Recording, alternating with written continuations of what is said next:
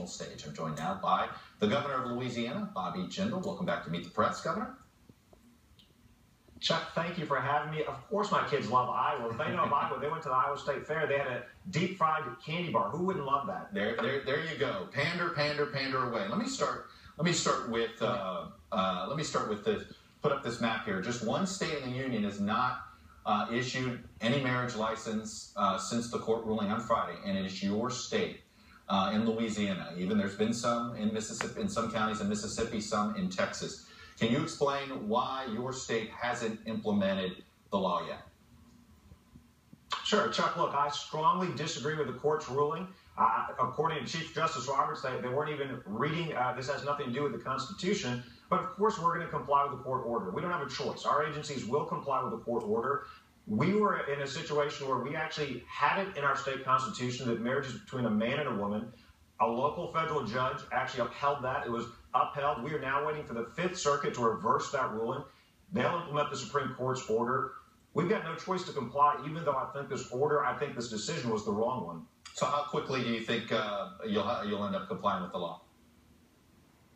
Well, look, it'll be up to the court. As soon as they issue their ruling, I suspect it'll be a matter of days. I don't know how quickly they will move. All right. But, Chuck, look, I do support, I know there are efforts in Congress to restore our 10th Amendment rights in response to this ruling, especially when it comes to marriage. I think the court shouldn't have ignored the 10th Amendment. Here's where the next fight's going. I think the left is now going to go after our First Amendment rights. I think it is wrong for the federal government to force Christian individuals, businesses, pastors, churches to participate in wedding ceremonies that violate our sincerely held religious beliefs. We have to stand up and fight for religious liberty. That's where this fight is going. The left wants to silence us. Hillary Clinton wants to silence us. We're not going away. Well, I want to get you to respond, because you bring up a couple of debate points here that are familiar. But first, I want you to respond to this. This is from Rick Grinnell. He's a longtime conservative foreign policy voice, worked in the Bush administration, and he makes a conservative case for same-sex marriage, writing this on FoxNews.com. The debate on marriage within the Republican Party has been hijacked by those who wish to dictate their beliefs onto others. The only true conservative position, the individual right of marriage for all, has been affirmed by the Supreme Court. It's time for consistent conservatives to come out in favor of the court's ruling. That's a conservative argument for same-sex marriage. Why do you believe he's wrong?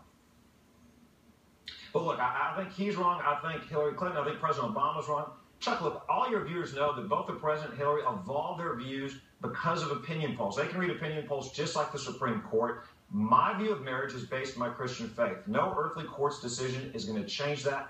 I think marriage is between a man and a woman. Now, look, I think we're all created equal in God's eyes, and I think we need to respect and love those we disagree with. I think we can have religious liberty without discrimination. My views on marriage aren't evolving with the polls. I can read polls just like the president can. It's based on my faith. I think it should remain between a man and a woman. Now, the issue of religion and faith was used in the 60s during the debate about interracial marriage. None other than former President Harry Truman. Here's the New York Times from September 12, 1963, the headline: Truman opposes biracial marriage, and here is his reasoning, Governor. He said that racial intermarriage ran counter to teachings of the Bible. So are you comfortable using religion as a way to defend your position on marriage? Chuck, I am. Look, I think it's offensive to evangelical Christians, to Catholics that are trying to follow their church's teachings, and millions of other Americans who believe that marriage is between a man and a woman. It has been taught in our faith for centuries. It was just a few years ago the position held by President Obama and Secretary Clinton. This wasn't just a Republican position. So I think it's offensive to try to equate the two. I'm glad that America has moved towards a much better view on race relations. I've said we need to stop viewing ourselves as hyphenated Americans. We're not African Americans or Indian Americans. We're all Americans. I think viewing people by the color of their skin is one of the dumbest ways to view people. I've written that. I have said that. So I think it's offensive to equate evangelical Christians, Catholics, others that view marriages between a man and a woman as being racist. We're not racist. We love our fellow man. We think we're all equal under God's eyes. We simply believe that marriage, we don't believe we should change the definition of marriage simply because of opinion polls or because of a court that, quite frankly, isn't looking at the Constitution. Earlier this week, Scalia says that words no longer have meaning in their Obamacare decision. So You now have a court that's not reading the Constitution, not reading the dictionary. Why couldn't the court have said, we're going to respect the decisions made by the states? Why not say, we're going to defer to the elected representatives of the people? I want to go to the launch of your campaign. You don't start out, at least at home. It's not like you're getting a good favorite son send-off. Here's your job approval rating. The most recent poll, Southern Media and Opinion Research, sitting at 32%. That was actually lower than President Obama's job rating in the state of Louisiana.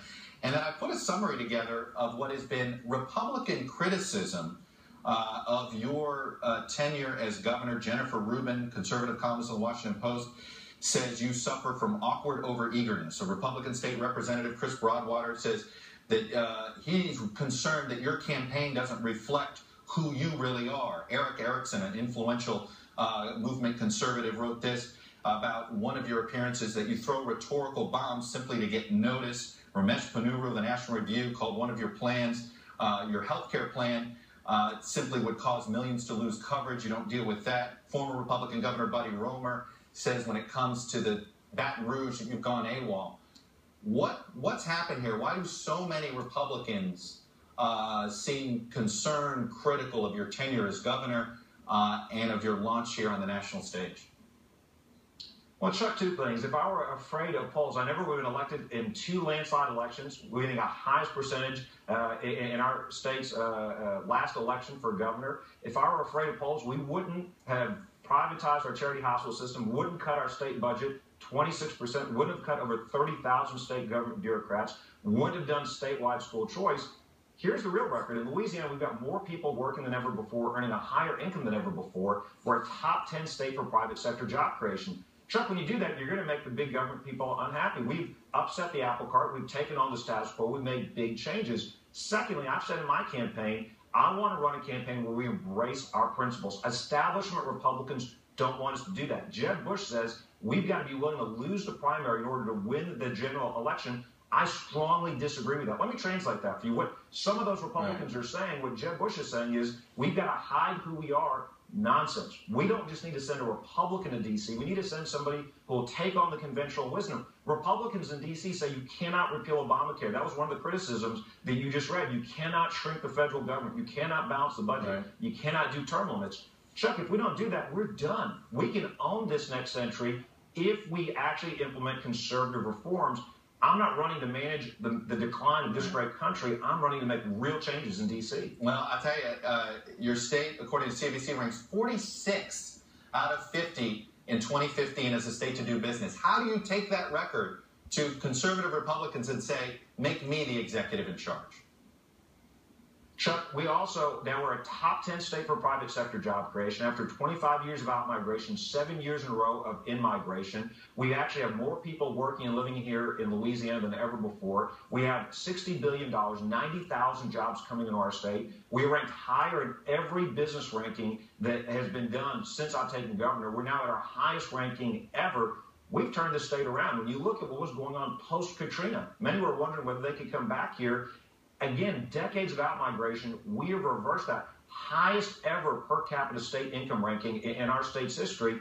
8 different credit upgrades, our highest credit ratings in decades, and also the fewest number of state employees in decades. We measure success by how people are doing in the real world, not in the government sector. I know that a lot of politicians, Republicans and Democrats, don't like that, but that's how we measure success. Well, we will see you on the campaign trail, see how voters react. Governor Jindal, thanks for coming on Meet the Press. Stay safe on the trail, sir. Thanks, Chuck. You got it. Coming